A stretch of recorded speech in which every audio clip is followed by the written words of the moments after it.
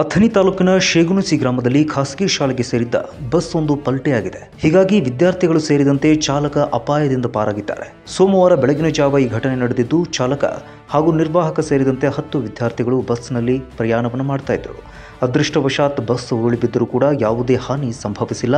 ಅದು ಅಲ್ಲದೆ ಜೀವಹಾನಿಯೂ ಕೂಡ ಅದೃಷ್ಟವಶಾತ್ ಸಂಭವಿಸಿಲ್ಲ.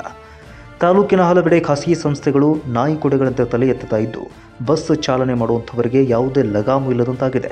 ಓವರ್ ಸ್ಪೀಡ್ನಲ್ಲಿ ಬಸ್ ಚಾಲನೆ ಮಾಡುತ್ತಿದ್ದು, ಮಕ್ಕಳು ಕೈಯಲ್ಲಿ ಜೀವವನ್ನು ಹಿಡಿದುಕೊಂಡು ಸಂಚರಿಸುವಂಥ ಅನಿವಾರ್ಯತೆ ಎದುರಾಗಿದೆ. ಹೀಗಾಗಿ ಈ ಬಗ್ಗೆ ಒಂದಿಷ್ಟು ಶಾಲಾ ಆಡಳಿತ ಮಂಡಳಿ ಗಮನ ಹರಿಸಬೇಕು ಅನ್ನುವಂಥದ್ದು ಸಾರ್ವಜನಿಕರ ಅನಿಸಿಕೆಯಾಗಿದೆ.